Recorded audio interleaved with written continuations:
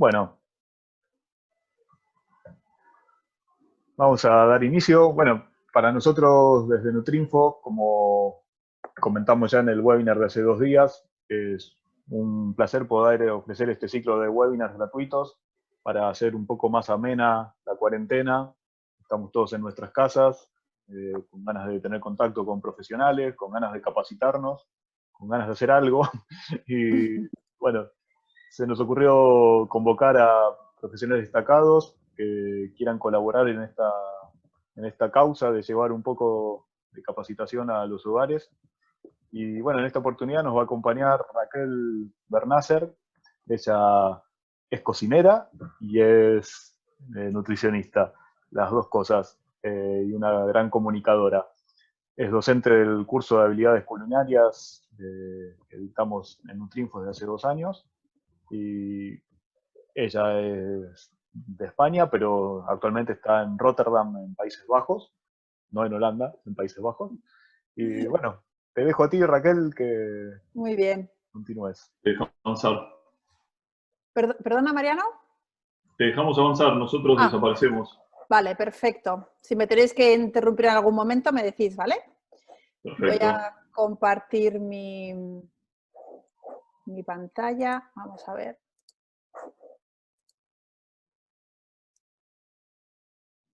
A ver, compartir.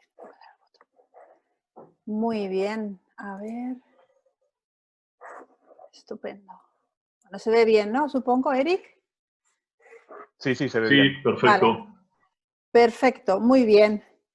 Pues bueno, esta es la temática que os voy a explicar, o de la que os voy a hablar hoy, esta noche, esta mañana, esta tarde, depende de dónde estéis. Alimentación saludable y cuarentena, y me voy a centrar en herramientas culinarias para ayudar a vuestros pacientes, a vuestros clientes durante la cuarentena del COVID-19. Vamos a ver, este es el índice, estas son las temáticas en las que me voy a centrar. Vamos a hablar de planificación de menús y de cómo gestionar la compra de alimentos. Repasaré brevemente las principales técnicas culinarias para cocinar en casa y que podemos o que deberíamos promover entre nuestros pacientes. Hablaré también del concepto del batch cooking, lo pasaremos un poquito por encima.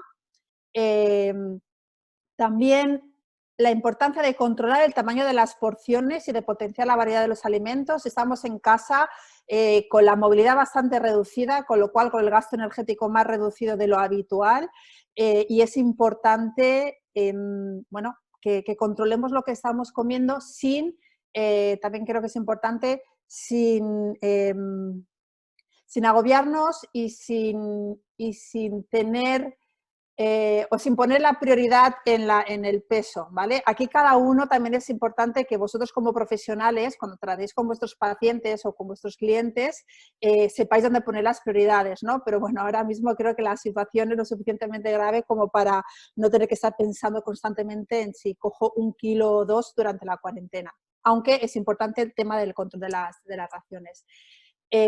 También repasaré brevemente las principales prácticas de higiene alimentaria que debemos tener en cuenta en casa y sobre todo en la situación en la que nos encontramos.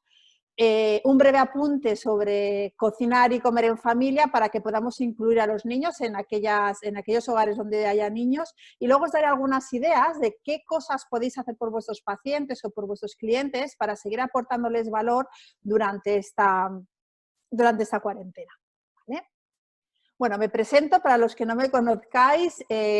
Como ha dicho Eric, bueno, me llamo Raquel Bernácer, soy dietista nutricionista, cocinera. Yo soy española, vivo en Países Bajos, Holanda, bueno, es lo mismo, en la ciudad de Rotterdam. Tengo una consultoría en nutrición culinaria plant-based, es decir, me dedico a la creación de recetas basadas en vegetales, o intento promocionar el consumo de recetas basadas en vegetales. Y también, bueno, me dedico a la divulgación y a la formación digital en nutrición y cocina desde mi web, alimentarte.net. Y luego tengo otros proyectos en paralelo, como han comentado Eric, soy directora y docente del curso de habilidades culinarias para la educación alimentaria, que se imparte desde Nutrinfo. soy colaboradora habitual del blog de gastronomía del Comidista, del periódico del País, el periódico español del País, y soy autora de un libro titulado Aprender a desayunar, que se publicó el año pasado, ahora este mes hace un año. Bien, creo que es importante antes de comenzar a hacer esta advertencia. Tenemos creo que es 1 hora, con lo cual no voy a poder profundizar en muchos de los temas, voy a pasar por encima de ellos, con lo cual voy a estar dando consejos muy generales. Aquí la mayoría he visto que sois profesionales de la nutrición o estudiantes y además de muchos países diferentes, de muchas regiones del mundo, con lo cual cada profesional deberá adaptar estos consejos a su contexto, al estado de la epidemia, cómo se encuentra en su país, en su región, a la cultura alimentaria en la que se encuentre y a las características de sus pacientes clientes, ¿vale? Con lo cual, es importante, por favor, que os toméis eso como consejos generales y como herramientas que luego vosotros, como profesionales, deberéis adaptar al contexto en el que os encontréis. Y también creo que es importante destacar que hay que seguir las recomendaciones de las autoridades sanitarias locales de cada país a medida que se vayan actualizando. Esto está yendo muy rápido. Cada día salen cosas nuevas, cada día sabemos cosas nuevas sobre el virus y posiblemente lo que hoy es válido mañana no lo sea, con lo cual es muy importante también que nosotros como profesionales sanitarios nos vayamos actualizando constantemente de fuentes oficiales sobre cuál es el estado de la pandemia y cuáles son los últimos avances sobre el virus. Bien, dicho esto, voy a comenzar poniendo toda la situación en contexto. Nos encontramos una situación de pandemia, creo que ya esto todos lo sabemos. Dependiendo del país nos encontramos en una cuarentena obligatoria o semivoluntaria. Depende mucho de lo estrictos que estén siendo los diferentes gobiernos. Eso está implicando el cierre de muchas empresas, la limitación de viajes y de transporte público, el cierre de fronteras y está generando mucho estrés, mucha ansiedad, depresión, miedo en todos. Y es normal, estamos en una situación excepcional y es normal sentirse así. De todas maneras, este contexto está creando una disrupción a todos los niveles y en los entornos alimentarios también. Y aquí me gustaría repasar algunos de los posibles impactos que la pandemia de COVID-19 puede tener o está teniendo en los entornos alimentarios. El primero son pequeños desabastecimientos debido a la compra impulsiva de alimentos. Creo que es muy importante que tranquilicemos a la población para evitar la compra impulsiva de alimentos y creo que es muy importante que ahora seamos todos solidarios y compremos para una semana. Aquí, bueno, yo sé que yo voy siguiendo más o menos las recomendaciones de España y de Países Bajos. La recomendación es que siempre que sea posible hacer compra para una semana y no acumular alimentos porque esto tiene diferentes riesgos. Uno de ellos es el riesgo de inflación de los precios, obviamente, que los precios suban, si hay mucha demanda pueden subir los precios. También aumento del despilfarro alimentario, es decir, que se nos caduque alimentos y tengamos que tirarlos. También nos encontramos en una situación en la que el acceso a los mercados, a las tiendas, a los supermercados está restringido por las políticas de confinamiento y posiblemente pues, vayamos a hacer la compra y no nos encontremos con los ingredientes que estamos buscando, lo cual implica que debamos, entre comillas, improvisar y eso puede generar también cierto nivel de estrés o de disconfort en personas que a lo mejor no están habituadas a cocinar y que dependen mucho de recetas y que dependen mucho de seguir unas pautas, ¿no? También nos encontramos en una situación en la que las becas y ayudas comedor para niños sin recursos están también restringidas.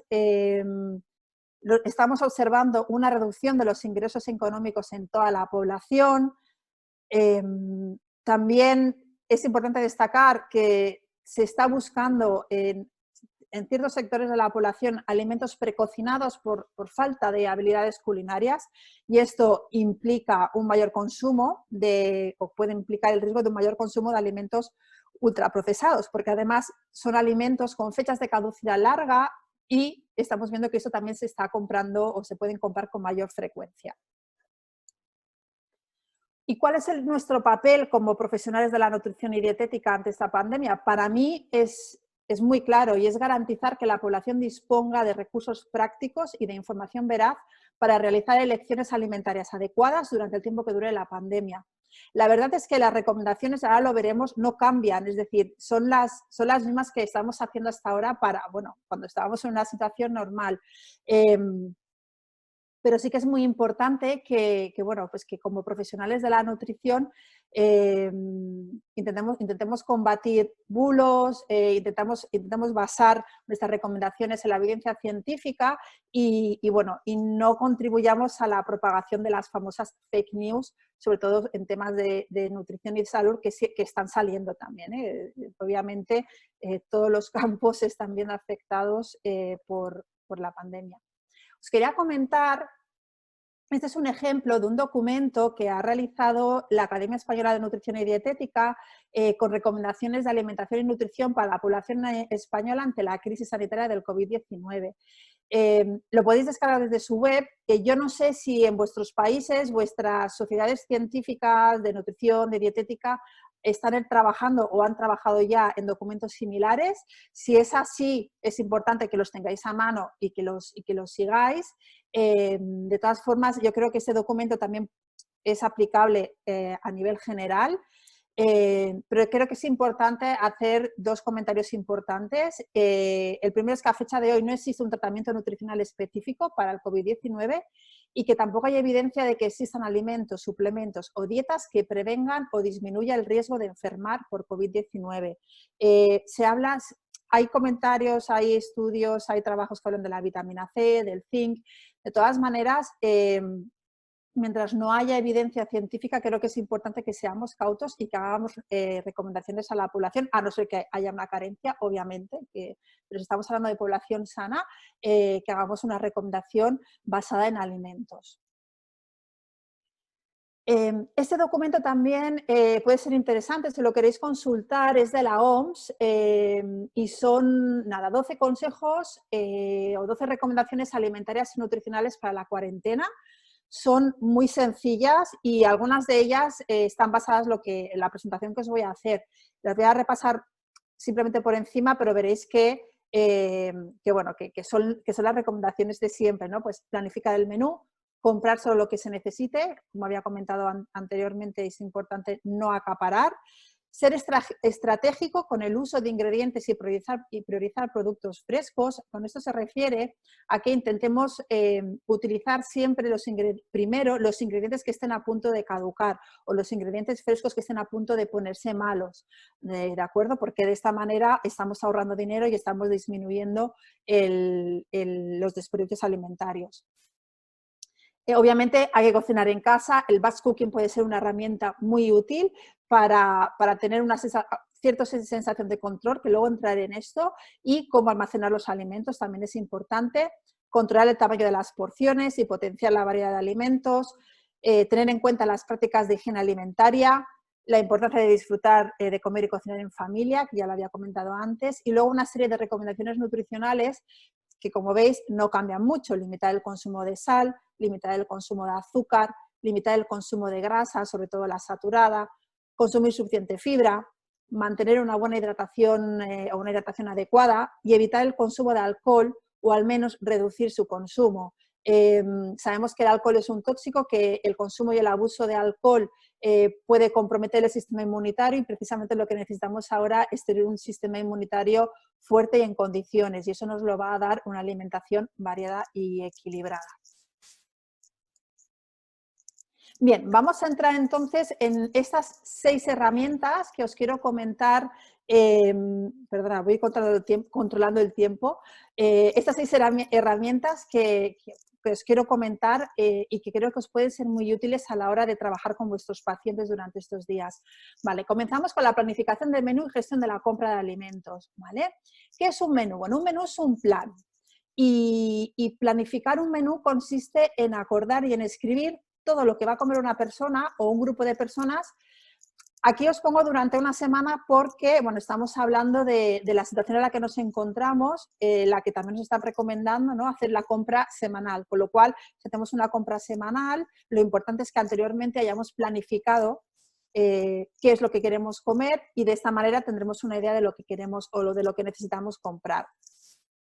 Pero bueno, un menú se puede hacer de un día, se puede hacer de 15 días, se puede hacer para una persona, para un grupo, para una colectividad. Tiene muchas aplicaciones y muchas variantes.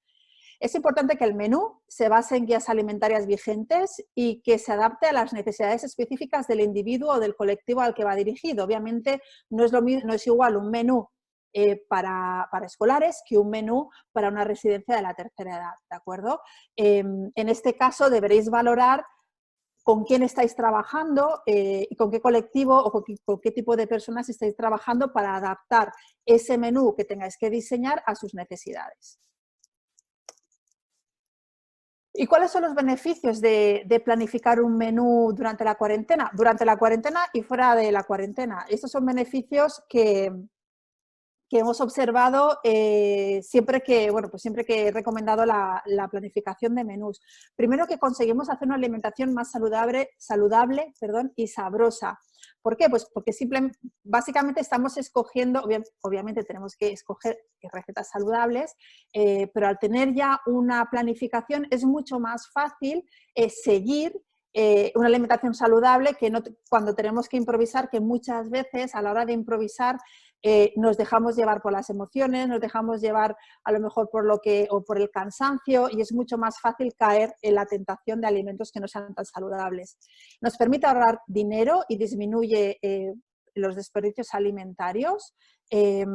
Ayuda a consolidar habilidades culinarias porque al final lo que hacemos es cocinar nuestra propia comida y a fuerza de ir cocinando, a fuerza de ir practicando en la cocina, llega un momento en que las recetas salen de forma intuitiva y adquirimos habilidades para incluso ser capaces de improvisar recetas o de ser capaces de sustituir una receta, un ingrediente por otro cuando no lo tenemos. Y esta va a ser una situación en la que nos vamos a encontrar bastante, ¿no? En el que vamos a ir a hacer la compra, se ha agotado un alimento y vaya, quería hacer, no sé, me lo invento, pasta carbonara, pero no encuentro la panceta o el bacon que quería utilizar, ¿no? Entonces, es importante, cuando tenemos esas habilidades ya digamos, que forman parte de nosotros, es mucho más sencillo ir adaptando estas recetas. Y luego, algo muy importante es que cuando planificas tu menú, tienes más sensación de control sobre lo que estás comiendo, reduces el estrés, reduces esa sensación que decía antes, de abrir la nevera y decir, ostras, ¿ahora qué es lo que cocino? ¿Qué me preparo? Y eso te da mucha paz mental, el hecho de saber qué es lo que vas a comer.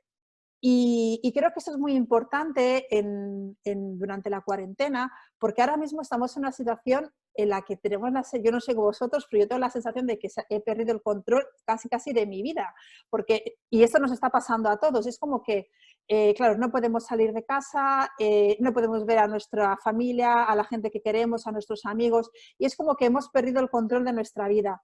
Si podemos controlar algo que es nuestra alimentación, da bastante tranquilidad.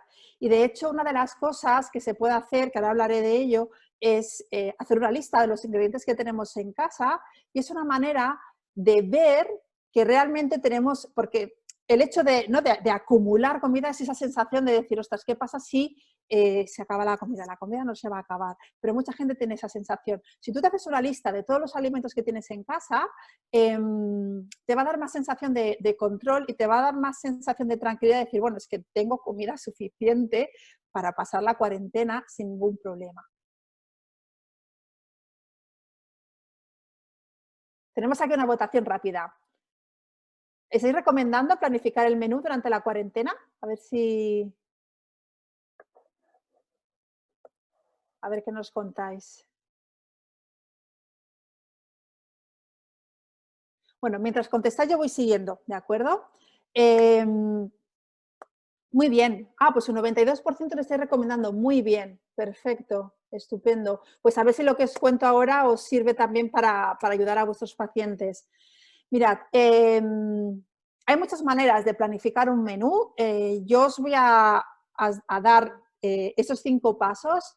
Está basado en un método que tengo yo, que es de planificación, que es el que enseño a la gente con la que trabajo, que es la que enseño en mis cursos, y es bastante sencillo e intuitivo.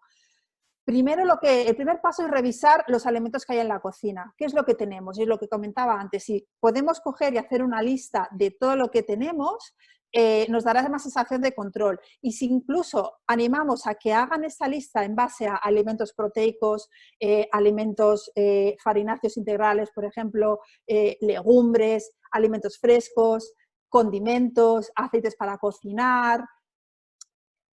Al hacer esta lista, vamos a tener una visión completa de lo que tenemos en casa y eso nos ayudará a poder hacer una lista de recetas con esos alimentos, ¿de acuerdo? Una vez tenemos esa lista con esos alimentos, lo que vamos a hacer es distribuir esas recetas en el menú semanal. Obviamente nos van a faltar recetas, con lo cual podemos hacer una lista de recetas que sean muy sencillas, con ingredientes básicos para completar los días que nos falten de la semana y luego hacemos nuestra lista de la compra en base a lo que nos falte de esos ingredientes, ¿vale? Vamos a pasar un poquito más detalle en cada uno de estos pasos, ¿vale?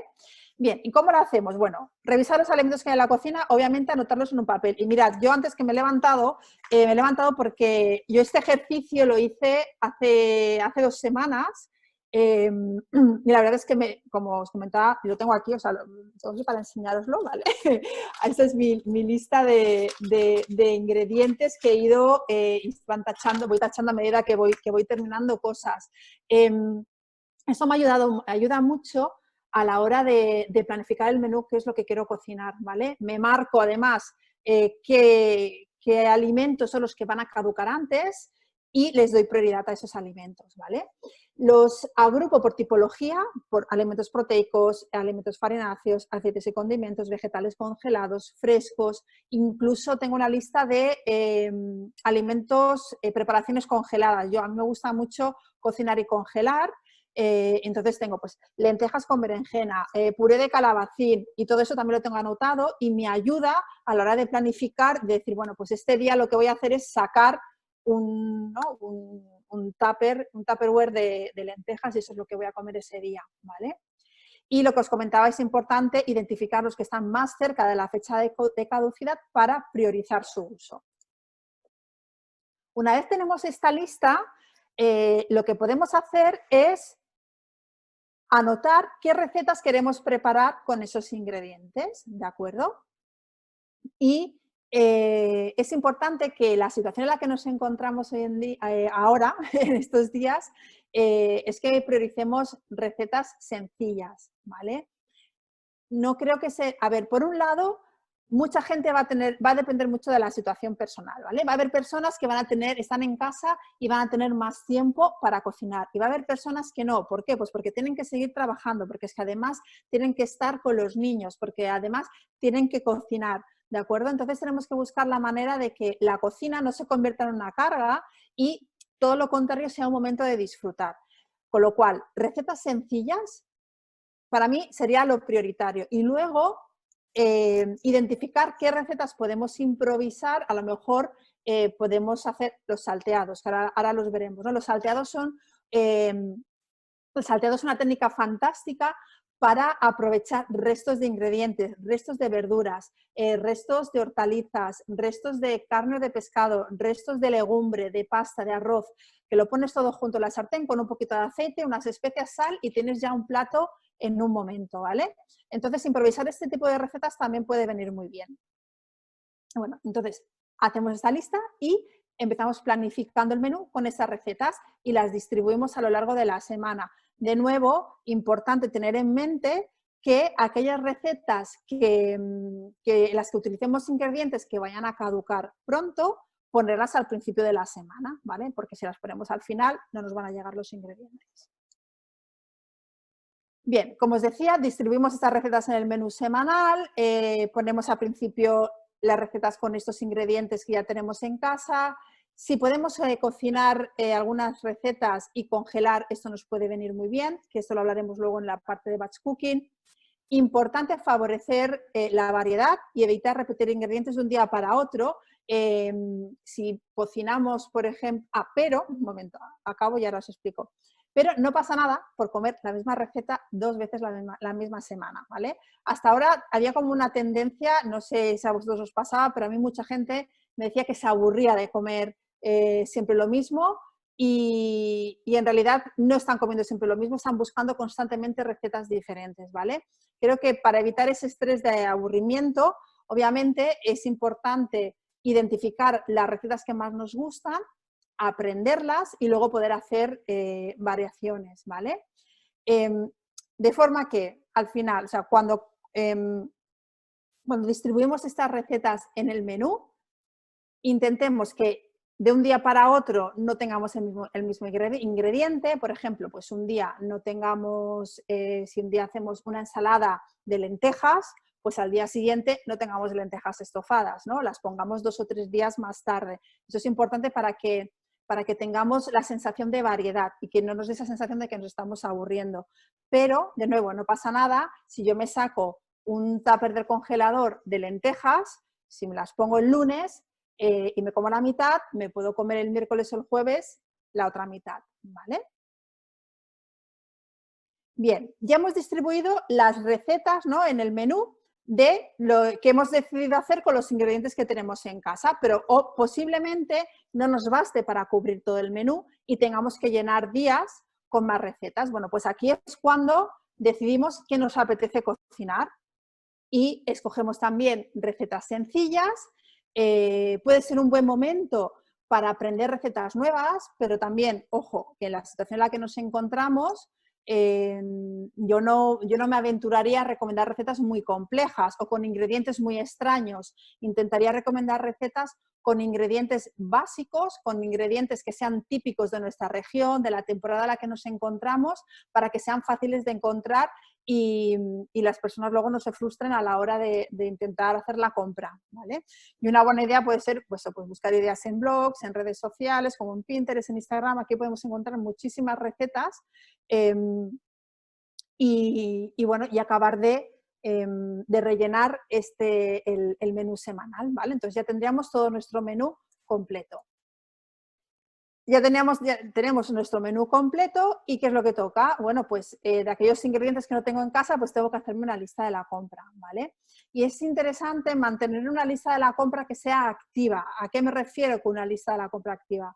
Bueno, pues obviamente ir apuntando a medida que se nos gasten las cosas, pues ir apuntando en una libreta o en un papel, pero también viene muy bien tener ya una lista hecha de cuáles son los alimentos de compra frecuente o alimentos que consumimos, que sabemos que gastamos cada semana. Si yo sé que cada semana consumo una docena de huevos, consumo 4 plátanos, 3 manzanas, etcétera, pues todo esto lo puedo tener ya apuntado de forma que tengo una lista, digamos, de compra frecuente y luego una lista de alimentos de compra ocasional, que sería en el caso de alimentos que tardo más en gastar, como puede ser el aceite, como pueden ser pues, el arroz, como puede ser la harina, etcétera, ¿vale?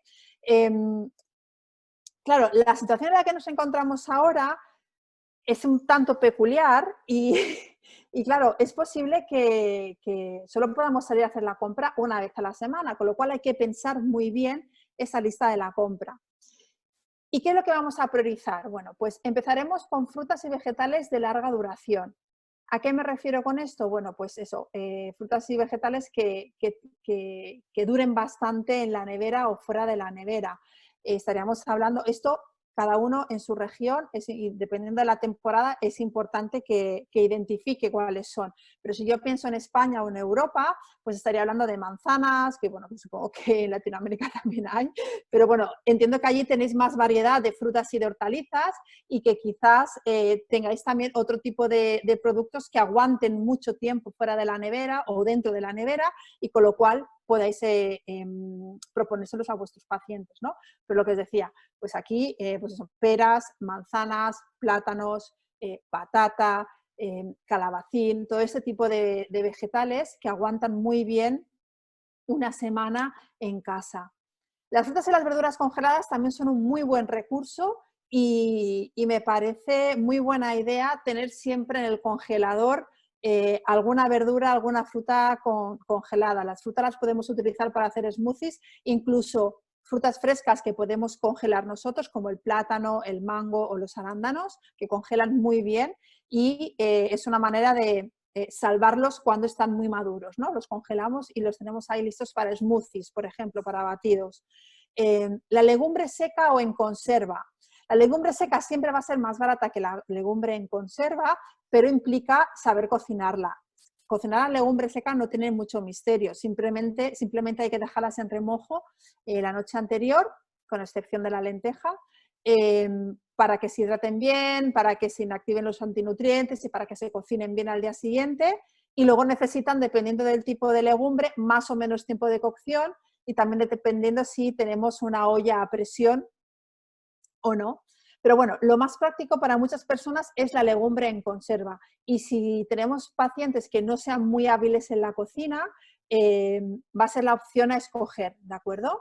Luego tenemos granos y derivados integrales, también muy importante fomentar el consumo de estos alimentos, fruta desecada y frutos secos, huevos, verdura en conserva, pescado en conserva, leche o bebidas vegetales, si puede ser en este caso UHT, que serían las que se conservan fuera de la nevera, del frigorífico, porque la leche fresca, bueno, pues posiblemente no podemos almacenar tanta leche fresca.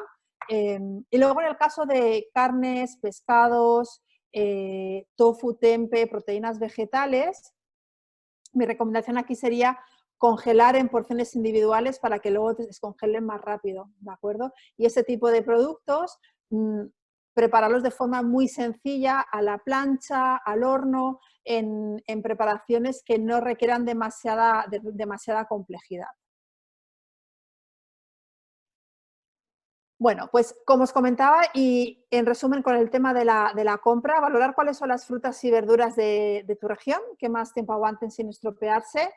Si hay disponibilidad, escoger o adquirir también fruta y verdura congelada. Si se compran verduras, frutas y verduras que sean más delicadas, tipo no sé, espinacas, fresas, frambuesas, habrá que darles prioridad en ese menú y prepararlas o ponerlas los días al principio de la semana. Puede ser muy interesante también, si utilizamos estas verduras más delicadas, cocinarlas y luego también congelarlas. Se pueden hacer sopas, purés, cremas, salsas, guisos, caldos, todo ese tipo de preparaciones que además pueden llevar legumbre, congelan muy bien y pueden ser un recurso muy interesante para las personas también que no tienen mucho tiempo, que están en casa, que no tienen mucho tiempo para cocinar. Y lo que había comentado anteriormente también, ser estratégico con el uso de ingredientes y priorizar productos frescos en el menú. Esto es importante. Bien, vamos a hacer un repaso sobre cuáles son las técnicas de cocina recomendables, las más saludables, y el concepto de batch cooking. Bueno, las técnicas de cocina las podemos dividir en dos grandes grupos, las técnicas culinarias húmedas y las técnicas culinarias secas. Dentro de cada grupo, las que podemos destacar en esta situación y las que son más saludables, dentro de las húmedas estaríamos hablando del vapor, del papillot y del hervido, hervir a fuego lento. Y dentro de las técnicas culinarias secas estaríamos hablando del salteado, de la plancha y del horno principalmente. ¿Qué es cocinar al vapor? Bueno, la cocina al vapor se realiza en este tipo de ollas, en una vaporera, donde tenemos una base en la que ponemos un líquido, normalmente agua, un cestillo encima, introducimos los alimentos dentro y luego lo tapamos, ¿de acuerdo? Esto lo tenemos que hacer cuando el agua ya está hirviendo, cuando ya está saliendo el vapor, y es una técnica que nos permite mantener los nutrientes de los alimentos, además de colores vivos y brillantes, lo cual hace, sobre todo para vegetales, que sea una técnica muy interesante porque al mantener este color tan vibrante hace que sean mucho más atractivos en el plato a la hora de comerlos. Se utiliza mucho, como decía, aparte de vegetales en pescados Y el problema que tiene, o la parte más negativa que tiene esta técnica, es que deja los alimentos con un sabor muy plano, con lo cual es importante preparar algún aderezo, alguna vinagreta, algún condimento que nos ayude a realzar el sabor de ese ingrediente, ¿de acuerdo? Se puede, por ejemplo, cocinar al vapor una gran cantidad de vegetales, guardarlos luego en un recipiente hermético en la nevera y durante los siguientes días utilizarlos para salteados, por ejemplo, ¿vale? El tiempo de cocinado iría entre 5 y 7 minutos, dependiendo un poco del grosor y del tipo de alimento, ¿vale?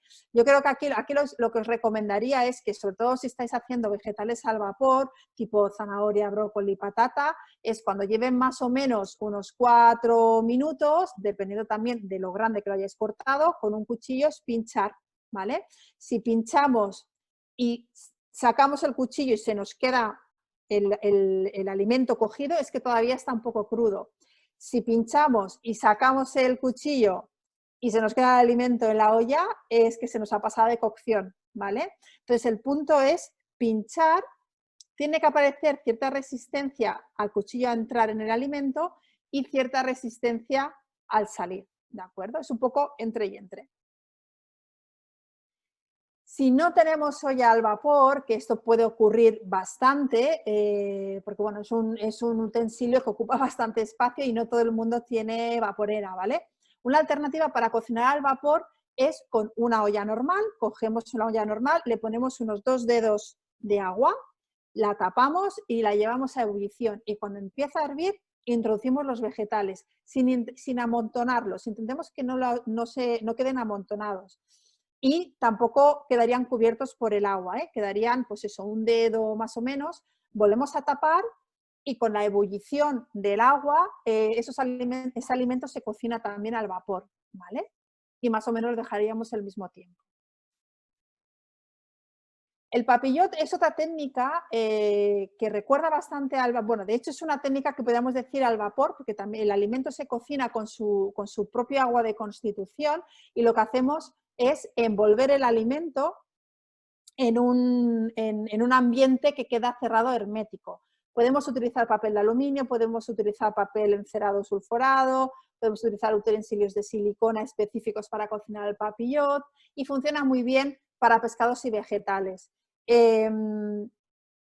Lo bueno de esa técnica es que ya podemos combinar diferentes ingredientes que aporten sabor, por ejemplo, un poco de cebolla, un puerro, unos ajos, algún vegetal, pues calabacín, y se puede hacer, funciona muy bien, hacer lo que se diría una cama de vegetales, ponemos el pescado encima, lo cerramos bien, tiene que quedar hermético, no se nos puede escapar el vapor de agua, ¿de acuerdo? Lo condimentamos, obviamente, cerramos bien y lo metemos al horno. El tiempo va a depender mucho de la pieza que estemos horneando, ¿de acuerdo? Pero puede ir entre 12 minutos, 15, 18, 20, va a depender mucho de la pieza. Y aquí habrá que confiar un poco en la intuición o en la experiencia de quien esté cocinando. Bueno, luego tenemos el hervido, ¿vale? Y el hervido es una técnica que, bueno, por la cual lo que hacemos es someter los alimentos a la acción del agua hirviendo, la cual hierve a 100 grados centígrados a nivel del mar. Sabemos que cuanto más alto estemos, el agua hierve a menor temperatura y eso es importante tenerlo en cuenta porque entonces el tiempo de cocción va a ser ligeramente más largo, ¿vale? Aquí es importante también hacer una distinción entre hervir alimentos para hacerlos comestibles, como sería hervir pasta, hervir arroz, hervir unas patatas, frente a hervir alimentos para hacer caldos o guisos. ¿Y cuál es la diferencia? La diferencia es que en el primer caso vamos a llevar el agua a ebullición, normalmente con un poco de sal, y cuando esté hirviendo introduciremos los alimentos. En el caso contrario, en el caso de hacer caldos o guisos, comenzaremos con el agua fría, introduciremos todos los alimentos y lo llevaremos a ebullición. Y luego aquí ya podemos tener variantes, obviamente, ¿eh? Si dependerá si hacemos un caldo, si hacemos un guiso podemos empezar con un sofrito primero, si podemos sofreír unos vegetales, podemos luego añadir el arroz o añadir la legumbre, añadir un caldo o agua, llevar eso a ebullición y que se cueza, ¿vale? Y así es como haríamos un guiso, por ejemplo. El salteado es una técnica seca, ya ahora pasamos a las técnicas secas, y ya os había adelantado antes un poco acerca del salteado. Es importante cuando salteemos alimentos cortar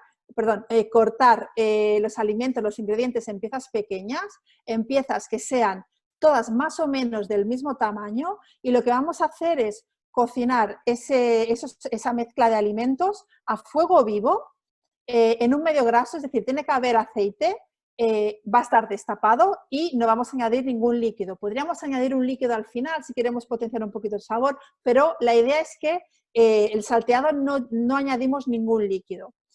El instrumento que se utiliza tradicionalmente es un wok o una salteadora, pero es normal no tener wok o salteadora en casa, con lo cual podemos hacerlo con una sartén antiadherente perfectamente, que tenga un poquito las paredes altas.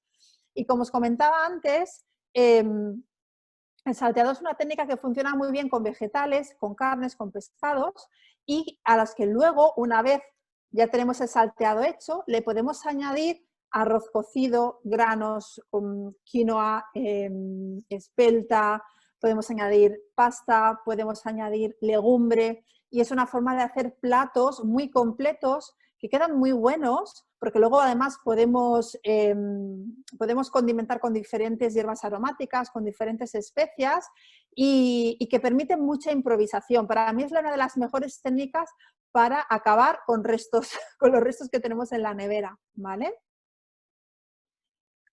La plancha es otra técnica culinaria de cocción seca. Y en esta técnica lo que hacemos es cocinar los alimentos a una temperatura muy alta, de unos 300 grados centígrados, y en un medio seco. Podemos poner un poquito de grasa, pero tampoco estamos añadiendo ningún líquido, no estamos añadiendo ningún caldo ni agua. Es importante utilizar una plancha, o una sartén antiadherente, y utilizar... Normalmente la plancha se utiliza para carnes, para pescados y vegetales. Son los principales alimentos que se suelen utilizar para la plancha. Es importante que sean alimentos muy tiernos, de muy buena calidad, para que nos queden bien y nos queden jugosos. Que sean planos, más o menos todos de... Es importante tener en cuenta... Esto muchas veces depende de la pieza, ¿vale? De cómo esté cortado, pero hay que prestar atención, sobre todo en carnes o en pescados. Cuando son muy irregulares nos puede quedar zonas más gruesas crudas y las zonas más finas demasiado hechas y secas, ¿de acuerdo? Entonces aquí tenemos que ir jugando un poco con la temperatura, dándole vuelta y vuelta hasta que se nos haga bien por todos lados. Y la última técnica de la que os quería hablar es el horno, ¿vale? El horno es una técnica en la que, bueno, introducimos el alimento en un recinto que está cerrado, que está muy caliente, y con la radiación infrarroja que sale, ¿no? Sale de las paredes del horno, y con el aire caliente que va circulando se cocina el alimento. Va muy bien para cocinar vegetales, piezas grandes de carne o pescado, para terminar pastas o arroces, o incluso cocinar pastas o arroces al horno, o platos que queremos gratinar, ¿vale? Es un método lento, eso es cierto, pero es muy práctico porque no necesita de mucha atención, con lo cual hay muchas recetas que salen muy bien en el horno, y que personas que no saben cocinar mucho pueden hacer, precisamente porque simplemente es igual mezclar un poquito, hacer algunos pasos previos, pero luego meterlo en el horno y el horno ya hace el trabajo solo. Bien, vamos a pasar a hablar del batch cooking. Yo no sé si conocéis este concepto. Creo que teníamos una pregunta por ahí sobre el batch cooking. No sé si saldrá o no. Mientras tanto yo voy a beber un poquito de agua y ahora os explico. Ahí está. ¿La conocéis? Hombre, es muy famosa. Se habla mucho del batch cooking en los últimos años. Pero me gustaría saber si la habéis oído o si la utilizáis. A ver, me he ido aquí. Yo mientras os voy explicando. Bueno, el batch cooking es un término inglés que significa cocinar por lotes, y consiste simplemente en cocinar con antelación recetas que vamos a consumir durante un periodo de tiempo determinado, ¿vale? Normalmente, la forma en la que suelo recomendar cuando trabajamos menús semanales es: una vez tienes tu menú semanal, se trataría de bloquearnos unas 2-3 horas, dependiendo un poco de la complejidad del menú, escoger las recetas que queremos cocinar, cocinarlas y tenerlas guardadas en la nevera o en el congelador, dependiendo de las recetas que hayamos escogido, ¿vale? Normalmente esto de la planificación, no lo he comentado antes, pero funciona muy bien, o la dinámica funciona muy bien haciéndolo el fin de semana, es decir, planificar el menú el sábado, se planifica el menú, se hace la lista de la compra, se va a hacer la compra y luego cuando llegamos a casa, bueno, pues o el sábado o el domingo nos reservamos 2-3 horas dependiendo un poco de esa complejidad del menú y lo que hacemos es cocinar algunas recetas, ¿de acuerdo? Entonces tenemos ya mucho trabajo adelantado para la siguiente semana, ¿vale? Anda, Raquel, pues, ahí está la encuesta, no sé si la ves. sí, la acabo de ver, pues me lleva una sorpresa, yo pensaba que lo conocíais, fíjate, pues funciona muy bien, bueno, ahora os explicaré, no voy a poder profundizar mucho porque tampoco tenemos, ¿a qué hora acabamos, Eric? Perdona. Hasta las 4 y podemos seguir luego con preguntas. ¿Te parece A bien? las 4 que serían mis 10, ¿no? Correcto, sí. Vale, porque digo, si tengo que estar a las 4, vale, pues voy a correr porque si no, no... Perdón, a las 5 que serían tus 10. Ahí, correcto. Bueno, vale, sí, o sea que nos quedan 10 minutos. Raquel, Raquel, esperamos que hayas cenado porque, bueno, si no, anda poniendo algo al horno. Ah, sí, no, sí que he cenado, aquí cenamos pronto. de paso te comento, hay muchos que dicen que la conocían como meal prep, Ah, el meal prep, exacto, sí. correcto. Y algunos otros nombres que estamos viendo aquí, pero bueno, puedes seguir. Sí, no, bueno, de hecho, mira, pero haces bien que comentármelo, si el tema del concepto de meal prep, que quizás es más anglosajón, sí que engloba muy bien a lo que sería la planificación del menú y el batch cooking, englobaría las dos partes. Bueno, aquí tenéis algunas ideas que pueden aplicarse para el batch cooking, ¿vale? De recetas para el desayuno, pues se puede cocinar granola y tienes toda la granola para desayunar durante toda la semana. Se puede congelar fruta y hortalizas para hacer smoothies, dejarse huevos cocidos para hacer tostadas para el desayuno, preparar gachas de avena, hummus. Hay muchísimas ideas. Yo os animo a que luego hagáis vuestra propia investigación de qué tipo de recetas os pueden servir para hacer el meal prep o el batch cooking.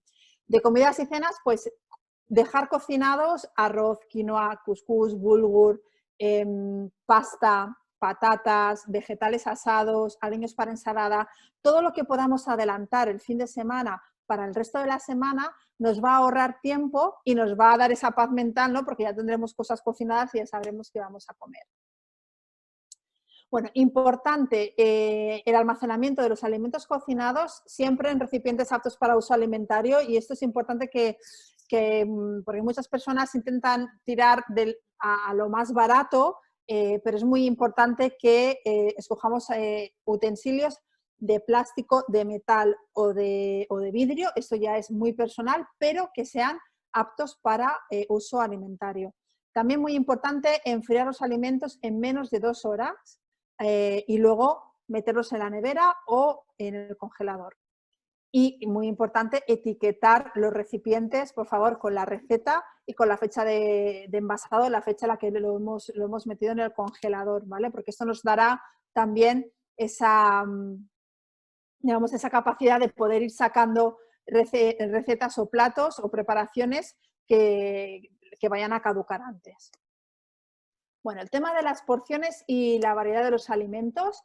Aquí tenemos 2 herramientas para controlar el tamaño de las porciones. Yo no sé si conocéis el método de la mano, pero este método nos ayuda mucho es muy visual a la hora de explicarle a las personas, a nuestros pacientes, qué tamaño de la ración o qué tamaño debería tener en general los alimentos que consumen, ¿vale? Me explico. O sea, los alimentos proteicos idealmente deberían tener el tamaño de mi palma de la mano, pero no de mi palma para todo el mundo, sino que los alimentos proteicos deberían ser más o menos el tamaño de mi palma de la mano y si estamos hablando de un niño, pues tendría que ser la palma del niño y si estamos hablando de una persona de 2 metros con una mano grande, pues con su mano, ¿vale? Y es una referencia que funciona muy bien a la hora de montar los platos y de controlar el tamaño de las porciones. Para el tema de la cantidad de aceite y grasa, pues estaríamos hablando de una porción, sería más o menos, ¿no? este trocito de dedo, esta falange. Vegetales crudos y cocinados, lo que nos quepa en 2 manos puestas así. Frutos secos, lo que nos quepa en la palma de la mano cerrada. Pasta, arroces y tubérculos, perdón. Más o menos lo que ocuparía el volumen del puño. Y la fruta, pues un tamaño también más o menos del puño. Bien, ya me empieza a quedar sin voz.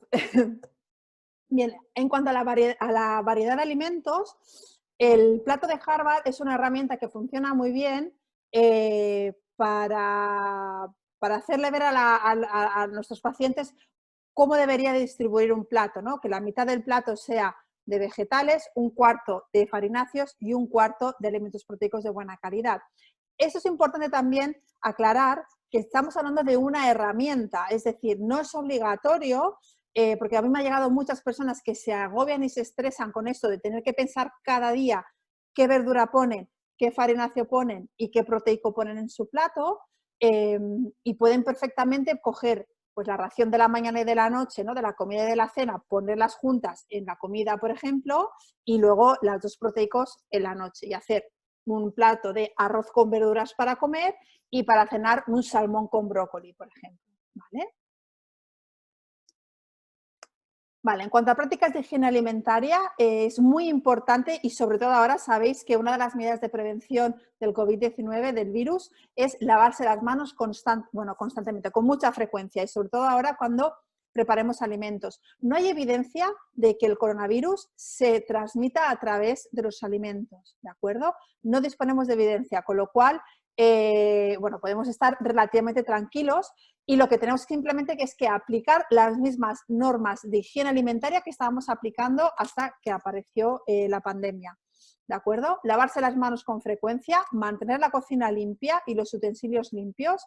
Si tenemos que toser o estornudar, siempre girarnos, taparnos con el codo, no hablar cerca de los alimentos, no tocarnos la cara si estamos cocinando, evitar la contaminación cruzada, cocinar los alimentos completamente y mantener los alimentos en temperaturas seguras, ¿vale? Por debajo de los 5 grados centígrados o por encima de los 60-65 grados. Y obviamente utilizar, siempre que sea posible, no, utilizar agua y materia prima segura. A la hora de recalentar alimentos, es muy importante que esos alimentos que ya han sido cocinados los recalentemos por encima de los 65 grados, ¿vale? Una forma de asegurarnos de que estamos, digamos, esterilizando, higienizando los alimentos es aquellos que son líquidos, hay que garantizar que hiervan, ¿vale? Porque estamos entonces llegando a los 100 grados centígrados o cerca de los 100 grados centígrados y estamos prácticamente matando todas las bacterias. Y en el caso de alimentos secos, asegurarnos un buen calentamiento. Si tuviéramos un termómetro culinario idealmente, pues medir la temperatura interna. Yo sé que esto no es una herramienta habitual en los hogares, con lo cual asegurar que el alimento en el centro está bien caliente. Y en el caso de frutas y verduras, es recomendable, sobre todo ahora, también por si acaso, más que nada como medida preventiva, desinfectarlas con una solución de lejía de uso alimentario diluida en agua. Y lo que hacemos, las recomendaciones, en 3 litros de agua añadimos una cucharada de postre de lejía de uso alimentario. Muy importante leer la etiqueta y que ponga que es apta para uso alimentario o para desinfectar agua, agua de bebida, algo así pone, pero bueno, el mensaje queda claro que es para uso alimentario, ¿vale? Hacemos esta disolución, sumergimos los alimentos ahí durante 5 minutos, la fruta y la verdura, y luego escurrimos y enjuagamos muy bien con agua corriente para eliminar todos los restos, ¿de acuerdo? Os quiero recomendar, no os lo he contado antes, pero aparte de tener uno de mis proyectos es un podcast sobre alimentación y cocina, y en la primera temporada entrevisté a Beatriz Robles, que es experta en higiene alimentaria, y tenéis ahí un repaso a todas las medidas de higiene alimentaria que tenemos que tener en la cocina, que la verdad es que está muy bien y que os puede venir muy bien para refrescar conceptos, ¿de acuerdo? Si lo buscáis en Google, podcast Alimentarte, Higiene y Cocina, lo encontraréis perfectamente, y si no, en cualquiera de los reproductores de podcast, ¿vale? Bien, llego ya al final. Disfrutar de la comida y comer en familia. El tema de los niños en casa, las familias con niños puede llegar a ser, bueno, pues tenso en algunos momentos, ¿vale? Así que es importante, por un lado, que animemos a los padres, a nuestros pacientes o clientes que tengan niños, que actúen como modelos sobre hábitos saludables en los que los niños se fijen, ¿de acuerdo? Y que los involucren también en la cocina. Ahora que están en casa puede ser un buen momento para distraerlos, pues durante la semana escoger 2 o 3 días en los que los niños van a ser los responsables de la cena o del desayuno, de la comida, y buscar recetas que sean fáciles y que los niños puedan participar. Aquí tenéis algunos ejemplos: pancakes, ensaladas, cremas de verdura. Les podemos decir que sean ellos los que trituren o que laven la fruta o la verdura. Es ir buscando actividades que puedan estar adaptadas, obviamente, a la edad de los niños, ¿eh? Bien, y ya para terminar, ¿qué puedo hacer o qué podéis hacer por vuestros pacientes durante esta cuarentena? Bueno, obviamente cada uno tendrá, bueno, pues, la relación, ¿no?, con sus pacientes. Yo espero que muchos de vosotros podáis seguir utilizando o que estéis utilizando los medios digitales para poder seguir ayudando y viendo a vuestros pacientes, pero algunas ideas de materiales que podéis hacer que les pueden venir muy bien durante la cuarentena es elaborar menús sencillos, un menú semanal sencillito con recetas muy fáciles, recetas típicas, recetas locales, hacerles esa lista de vegetales de larga duración, pues hacerles una lista y mandársela, o hacer una lista de la compra con ingredientes básicos. Podéis, si os gusta la cocina, hacer una lista también o enviarles un mini recetario con recetas sencillas con ingredientes básicos, o con esos ingredientes conflictivos que nos cuestan más o que les cuesta a la gente más consumir, como algunos vegetales, algunas legumbres, no sé, pues a lo mejor no se invento. 3 recetas con coliflor, por ejemplo, ¿no? Que la coliflor es un alimento que a mucha gente no le gusta, pues buscar recetas con coliflor para que las tomen y que se animen a comer ese alimento. Tips y recetas aptas para congelar, lista de recetas para hacer o para cocinar con niños. Hacerles un listado de las normas de higiene básica en la cocina, eso también les puede venir muy bien, porque la población no es consciente, no conoce estas normas básicas de higiene en la cocina, de cómo higienizar los alimentos, de cómo evitar la contaminación cruzada. Aunque nos cueste creerlo, hace poco todavía me venía una amiga y me decía que su marido le mezclaba la ensalada con el pollo crudo, ¿vale? Entonces esto es muy importante, que seamos capaces de transmitirle a nuestros pacientes la importancia de mantener estas normas de higiene. Pues estas son algunas ideas de cómo vosotros podéis aportarle valor a vuestros pacientes, a vuestros clientes, si estáis en redes sociales, a vuestros seguidores, y de ayudarles a llevar mejor esta pandemia en casa a la hora de cocinar. Si necesitáis más recursos, os tenéis a disposición mi página web, os podéis inscribir en la newsletter, tenéis recetas, tenéis artículos, tenéis los capítulos del podcast, tenéis el curso de planificación, lo tenéis a vuestra disposición. Tenéis aquí en info@alimentarte.net, si necesitáis contactar conmigo me podéis contactar. En mis redes sociales, sobre todo en Instagram, es donde estoy más activa. Si tenéis preguntas, yo os puedo ayudar. Bueno, me tenéis a vuestra disposición.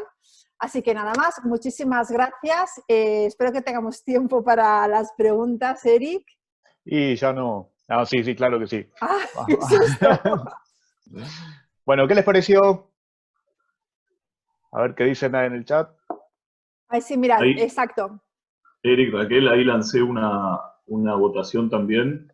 Muy bien. Pueden verla los que no la están viendo en polls abajo, o votación, Sí. no sé si lo tienen en inglés o en español. Ahí están contestando ya, para ver qué ideas implementarían de las que mencionó Raquel. Así le damos algún feedback también de las ideas que tiró, que están buenísimas. Por supuesto, a partir de mañana van a poder encontrar la grabación en recursos profesionales dentro de nutrinfo.com. en nutrinfo.com en la sección recursos profesionales. Si De necesitan... Sí, perdón, Eric. Todas las preguntas, ahora vamos a empezar a leer. Vayan escribiéndolas lo más claro posible en la sección de Q&A, abajo también, al lado de la votación. Y se las vamos a hacer las que lleguemos, porque Raquel también está cansada, me imagino, allá en el Países Bajos es un poco más tarde. Son las 10 de la noche, pero no pasa nada, que aguantamos. Aprovecho, Bueno, perdón Mariano, aprovecho la oportunidad para comunicar cuál va a ser el próximo webinar, que va a ser el próximo lunes a las 13 horas de Ciudad de México, 16 horas de Buenos Aires, 21 horas de Madrid y Barcelona, a cargo de Carlos Reyes Torres, de México. El tema va a ser inmunonutrición como prevención para COVID-2019, realidad o ficción. Así que bueno, los esperamos a todos, ya lo vamos a anunciar por supuesto en redes y también en Nutrinfo y a través del newsletter. Bueno, ahí les compartí los resultados de la votación, no sé si los están viendo todos. Muy bien, el tema de los menús, muy bien. Por favor, las preguntas en Q y A abajo en el menú. En el chat no llegamos a leerlas, son muchísimas, muy rápido, así que las preguntas se responden únicamente si llegan a Q&A abajo de bueno, todo. Eric, ¿empezás vos o empiezo yo? Empieza vos, tranquilamente. Dale, me olvidé de activar el video. Raquel, acá pregunta Ornella, ¿el menú que vos hablás considerás que es para fijar almuerzo, cena o solamente para tener una guía y poder ir variando? Pues muy buena pregunta, Ornella, porque, a ver, yo en el método que he creado, lo que sí que no he entrado porque sería muy largo, pero sí que sugiero hacer primero lo que sería una guía, un menú patrón, ¿de acuerdo? En el que distribuimos, yo propongo siempre empezar distribuyendo la proteína, entonces distribuimos los diferentes tipos de alimentos proteicos en función de las recomendaciones locales, ¿vale? O de lo que le estemos recomendando a nuestro paciente, porque, por ejemplo, si tenemos una persona vegetariana, los alimentos proteicos va a ser muy diferentes de una persona omnívora. Entonces, repartimos los alimentos proteicos durante toda la semana y entonces tendríamos una guía o un menú patrón. Ese sería, en principio, una guía inamovible, una guía que luego cada semana traduciríamos en recetas. Si yo, por ejemplo, el lunes me pongo para comer legumbre, pues una semana me puedo hacer el lunes pues para comer lentejas, a la siguiente semana me puedo hacer unos garbanzos, etcétera, ¿vale? Entonces, el menú siempre es flexible y la flexibilidad o la rigidez se la damos nosotros, ¿de acuerdo? A mí yo muchas veces cuando yo me planifico cada semana y hay días que al final voy cambiando cosas, pues porque al final me viene mejor o peor, pero sí que es importante que la gente entienda o que nuestros clientes entiendan que tienen cierta flexibilidad, ¿de acuerdo? Raquel, antes de pasar a otra pregunta, aquí nos preguntan en Instagram por tu perfil profesional en Instagram. El perfil de Instagram, Raquel.Bernácer. Raquel.Bernácer en Instagram. Por Raquel.Bernácer me encontraréis en Instagram. Seguí, Mariano. Bueno, nos preguntan, nos comentan que las conservas son altas en sodio. Sí. Por ahí, más que nada para... Sí, no, totalmente. Las conservas son altas en sodio. Es importante, eso no lo he comentado, se me ha pasado, pero tenéis razón. Pero bueno, primero, estamos en una situación realmente excepcional, con lo cual, si recomendamos las conservas, es importante recomendar conservas que lleven poca sal. Si la etiqueta pone bajo contenido en sodio, mejor. Y sobre todo cuando estamos hablando de conservas de legumbres, las podemos enjuagar. Y yo siempre recomiendo enjuagarlas bien, pasarlas bien por agua corriente para eliminar todo el líquido y de esta manera estamos eliminando mucho contenido de sal. De todas maneras, también es importante, perdona Mariano, por el tema del sodio, nunca hablamos del potasio, ¿de acuerdo? Y entonces creo que es muy importante, además, potenciar el consumo de vegetales frescos, de fruta y verdura que son ricos en potasio y eso nos ayuda también a equilibrar el equilibrio sodio-potasio, ¿de acuerdo? Buenísimo. Otra pregunta es sobre ¿qué opinas de cocinar en microondas tipo Le Cue? Bien. Lecue es una marca y tienen de productos de silicona y sí que estos tienen como un cestillo, es como, yo tengo uno por ahí dentro, es como si fuera un estuche que se abre y pones dentro del alimento, lo cierras y lo cocinas, lo metes en el microondas y se cocina al vapor, ¿vale? Sería una manera de hacer un papillot con ese tipo de estuches y funciona muy bien. Si te gusta, adelante, no veo ningún problema. Otra pregunta rápida, ¿se puede cocinar remolachas al vapor? Remolacha al vapor, yo no he cocinado nunca, la verdad es que no soy muy fan de la remolacha, con lo cual no cocino remolacha Okay. Y no la he probado nunca, no te sabría decir. Bueno, otra rápida, ¿todo tipo de carnes pueden ser en pilot? En papillot. La carne Papillot. no suele quedar muy bien en el papillot. A lo mejor el pollo, quizás las aves, pueden quedar bien, pero no es una técnica que quede muy bien en carne. Se aplica mucho mejor en pescados y en vegetales. Acá nos preguntan también dónde pueden encontrar información sobre conservación de vegetales. Les voy a pasar ahí, les contesto, no sé si vos Raquel querés agregar algo, pero hay un video que está muy bueno de un sitio que se llama Blossom, que da algunas técnicas, así que... No si lo vos querés agregar conozco, algo, pero bueno, si lo tienes, pásalo. ya se lo pasé. Lo pueden ver ahí en las respuestas. ¿Qué son gachas de avena? Nos preguntan. Ah, vale. En inglés es porridge.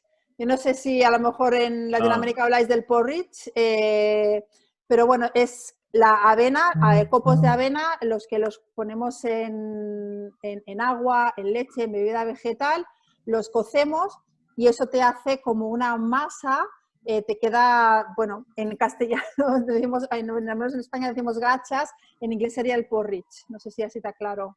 Bien. Ok, sí, la verdad y no sé en España, acá en Argentina cómo se dice. Eric, ¿vos sabés? No, la verdad que no. Raquel, Si alguien sabe. Sí. la gente en Instagram nos preguntan cuánto dura el pescado y el pollo en congelador. Entre el pescado, entre 2-3 meses, el pollo puede durar un poquito más, 3-4 meses. Dependerá del tipo de congelador. Es importante también tenerlo en cuenta. De todas maneras, yo para esto lo que os sugiero es leer las instrucciones de vuestra nevera, vuestro congelador. Espero que las tengáis guardadas. Es lo mejor. No tienes nunca las instrucciones de vuestros aparatos electrodomésticos. Y generalmente están en la puertita de arriba, ¿no? Sí, dependiendo del fabricante, pero es importante guardarlos y al final leer la recomendación del aparato que has comprado. Pero bueno, más o menos va por ahí. Bueno, ahí en el chat nos dijeron varias definiciones. Cremoso avena, avena nocturna, así Sí, que... oatmeal, Sí, overnight en porridge, cada país es overnight diferente. oatmeal. Sí, exacto. Bueno, Exacto. otra más. ¿Es significativa la pérdida de nutrientes cuando descongelamos los alimentos? ¿Cuál sería la mejor opción para evitar esa pérdida en caso de que haya? No hay pérdida cuando congelamos alimentos. No hay una pérdida significativa de Ni al nutrientes. congelar ni al descongelar. No. No. Perfecto. Lo único que puede pasar es que si no se ha congelado bien el alimento, o sea, cuando congelamos el alimento, la formación de los cristales de hielo lo que hacen es romper el tejido, ¿vale? ¿Qué pasa? Que si no hemos congelado bien ese alimento, se nos rompe mucho el tejido celular y eso conlleva una pérdida de agua. Y por ahí te podría perder algo de nutrientes, pero no es tan significativo como podría ocurrir, por ejemplo, cuando hervimos un vegetal, que si lo hervimos demasiado le podemos extraer los nutrientes o incluso podemos terminar con algunas vitaminas, como las vitaminas termosensibles. Después nos preguntan si el vinagre también lo utilizamos para desinfectar alimentos en algunos países, si estaría bien. No se recomienda. Ok. No se recomienda. Igual me imagino que pueden encontrar mucha más información en el podcast que sí, y ahí yo me iría a lo que está recomendando la OMS también, pero no se recomienda. Yo sé que puede haber cierta, pero no. Y sobre todo para el Ok. tema ahora de coronavirus, lejía diluida Menos. en agua. ¿Por qué recalentar sobre 60 grados? Preguntan. Para matar patógenos, Perfecto, sí, me ¿vale? imagino que lo habías. ¿Hay alguna En el caso evidencia de que de, haya patógenos, perdón. claro, hay alguna evidencia de que sucede con los veganos y vegetarianos con respecto a su inmunidad en relación al COVID-19? No, no tenemos evidencia. Pensar que llevamos 3 meses con este virus, no tenemos Perfecto. evidencia. Bueno, ¿cómo se llama el artículo de OMS que mostraste? Ese por ahí después lo podemos, o lo pueden ver en la grabación también. Sí, lo podéis ver en la grabación, pero está en la página de la OMS de Europa, digamos de la división de la OMS europea. Una pregunta relacionada a las consultas online que muchos están ahora empezando a hacer y cómo animás a pacientes y atendés, o si tenés algunos tips para animar a los pacientes, porque a muchos no les gusta la atención online, ¿no? Porque no están acostumbrados o son gente grande. Ya, yo no trabajo consulta online, así que no os puedo aconsejar. Yo trabajo básicamente o cara a cara o con formación, pero en consulta online no tengo pacientes, yo no veo pacientes, no os puedo ayudar con esto. Ok. Bueno, alimentos para aumentar las defensas, esa la vamos a ver con el próximo speaker el lunes. Tips Inmunonutrición. para personas con sobrepeso y mucha ansiedad. Tips, pero es que sería muy general. Sí. Yo aquí tampoco estoy especializada en sobrepeso y en ansiedad, pero bueno, es importante si trabajas con este tipo de perfil, tener el apoyo de un psicólogo. Me parece fundamental, un equipo multidisciplinar con un psicólogo. Vamos a tratar de hacer un webinar específicamente sobre sobrepeso y obesidad, que hay muchas preguntas, así que la dejamos para... Mm. ¿Qué alimentos son aptos para congelar y cuáles no? Alimentos aptos para congelar, bueno, carnes, pescados puedes congelar, los mariscos también, alimentos que estén cocinados, que tengan líquido, tipo caldos, purés, guisos, ¿qué más? Algunos vegetales, como la coliflor, como la judía, como el brócoli, lo que pasa es que los tienes que blanquear primero, es decir, sumergirlos en agua hirviendo 1 minuto o 2 y luego los enfrías y luego los congelas. Va una de Instagram. ¿Los germinados tienen que ser sí o sí en frascos de vidrio? ¿Por qué razón? No sé. Los germinados, sí o sí, no sé, no. No sabe, no contesta. No sé. ¿Cómo se planifica la cantidad de gramos de cada ingrediente para realizar las compras? A ver, yo no me metería no me metería al tema de gramos, ¿vale? Porque nos podemos poner un poco locos. Compremos un poco en base a lo que consumimos, es decir, si yo consumo, no sé, de forma habitual arroz y veo que el arroz no lo venden por kilo, bueno, depende del país, pero yo supongo que lo venden por paquetes de medio kilo, de kilo, se trataría de tener más o menos un poco de stock de ingredientes básicos en casa y a medida que vayamos gastando ir reponiendo. Pero, hombre, puedes coger las recetas, o sea, sería hacer matemáticas, coger la receta, qué gramo de cada receta, hacer la suma, pero eso me parece hacer un trabajo que no tiene mucho sentido. Esto se aprende cocinando, planificando, haciendo compra y le vas cogiendo el ritmo. Raquel, alguna de las últimas para ya ir terminando, pero preguntan por las recetas de pancake. Yo te lo hago extensivo a algunas recomendaciones que hagas de recetas, vos que estás muy metida en el tema. Recetas de pancakes, en mi libro de Aprender a Desayunar tenéis recetas. Es un libro que además está en versión digital, con lo cual lo podéis comprar en ebook. Yo ahora mismo en el blog receta de pancake no tengo ninguna, tengo algunas de magdalenas, o sea, de muffins, hay algún brownie, pero si no te diría que buscases algún blog o alguna persona que se dedique también a hacer recetas que te dé confianza y tenga una receta de pancakes. La mía la tengo en el libro, lo siento. Perfecto. Bueno, y pérdida de cocción en nutrientes en microondas, nos preguntaban también. pérdida, pero Si se como pierden se nutrientes pierden o... nutrientes Sí, o no. A ver, obviamente al someter a calor ciertos alimentos habrá nutrientes, que sobre todo el tema de las vitaminas más termosensibles serán las que se vayan digamos, perdiendo. Pero también hay que pensar que el tiempo de exposición o el tiempo de cocción en los microondas suele ser menor. Es que va a depender mucho. Yo, claro. sinceramente, os diría una cosa, no os obsesionéis con la pérdida de nutrientes, ¿vale? Si cocinamos y comemos alimentos en crudo también, estamos cubriendo las necesidades de nutrientes completamente. Claro. De ahí el tema de la variedad, de comer alimentos cocinados, pero que una de las, por ejemplo, que comamos fruta cruda, verdura cruda, ¿vale? Pero no nos obsesionemos con la pérdida de nutrientes, porque depende mucho de cada uno cómo cocina. Es que no... Buenísimo. Bueno, hay un montón de preguntas, pero Pues sí, tendríamos horas para... Sí, hay cientos de preguntas, 112. Así madre que mía. sí, preguntan por... Creo que uno de los métodos más recomendados es la congelación. No sé, vos también si querés hablar un poco de los métodos, que hay muchas preguntas sobre ese tema. Sobre la Pero, congelación. sí, o los métodos de conservación de alimentación. Algunos preguntaban si se puede cocinar, pasteurizar y guardar en la nevera Claro, sí, cuando cocina, claro, es que, a ver, cuando cocinamos un alimento, eso en el podcast está bastante bien explicado, pero cuando cocinamos un alimento lo que estamos haciendo de alguna manera es higienizarlo, porque lo estamos sometiendo a temperaturas muy altas. Pensad que las bacterias patógenas que crecen que pueden crecer en los alimentos, son bacterias que a partir de los 60 grados centígrados, por eso antes esa temperatura, digamos, límite, a partir de los 60 grados centígrados se mueren. Entonces, si nos aseguramos que los alimentos los cocinamos por encima de esa temperatura, estamos garantizando que las posibles bacterias patógenas que haya presentes en ese alimento las matemos.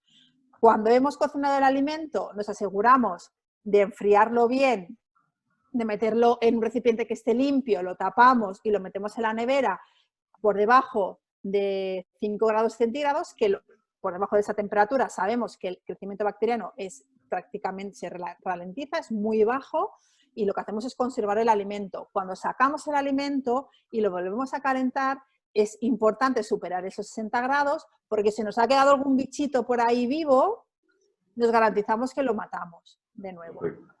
Por eso también es importante no estar calentando y recalentando, porque cada vez que calentamos estamos sometiendo al alimento a unas temperaturas que entre 5 y 60 grados más o menos es donde se encuentran... Uy, digo, esto me suena...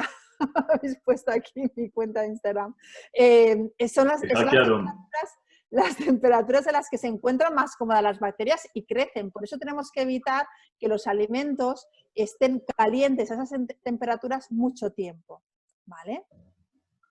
No sé. bueno, no voy a dar más preguntas porque hay un montón. Ahí tienen el blog de Raquel. Esa es la cuenta de Instagram, perdón. Está también el blog Alimentarte. No Sí, sé si querés sí. comentar alguna otra No, cosa bueno, más. tenéis aquí la cuenta de Instagram, ahí la cuenta está al acceso también a la página web. Tenéis eso, muchas recetas, tenéis artículos, hay varios artículos también sobre batch cooking, sobre higiene, tenéis todos los podcasts también ahí, todas las entrevistas que he hecho a nutricionistas. Tenéis el curso de planificación de menús que, bueno, debido a la situación en la que nos encontramos lo he puesto a mitad de precio, con lo cual, bueno, pues si a alguien le encaja y le apetece hacerlo, lo tenéis ahí. ¿Vale? Y lo dicho, si tenéis dudas o preguntas, siempre que os pueda ayudar y que esté dentro de mi capacidad, os ayudaré. Y nada, Buenísimo. muchas Bueno, gracias, Eric y Mariano, por la oportunidad. La verdad es que me ha encantado, me lo he pasado muy bien. Me ha gustado sí, mucho. Eric se está divirtiendo también ahí Sí, haciendo ya veo ahí un poniendo montón. corazoncitos. Sí, así que, bueno, Gracias, nada, Raquel. gracias a todos también por haber participado. Espero que les haya gustado. Después seguramente va a aparecer una encuesta y bueno, nos pueden mandar los comentarios por el chat, que estamos viendo que les gustó. Así que bueno, la idea es seguir haciendo más. Gracias Raquel también a ti. Y bueno, gracias Eric. Gracias, Así que Mariano. de mi parte es todo. Gracias, Muy bien. Julia. Gracias, Cari, que están detrás haciendo el aguante en Instagram, en Facebook, viendo las necesidades, las preguntas. Y bueno, aprovecho para repetirles, a partir de mañana va a estar disponible la grabación en nutrinfo.com, en recursos profesionales, y el lunes los esperamos a la misma hora, en el mismo lugar, con una conferencia sobre inmunonutrición desde México para Muy bien. todo el mundo. Estupendo, Eso es pues todo, muchas amigos. gracias a todos por vuestro tiempo. Hasta Chao. luego. Adiós. Chao. Gracias a todos. Chau a todos.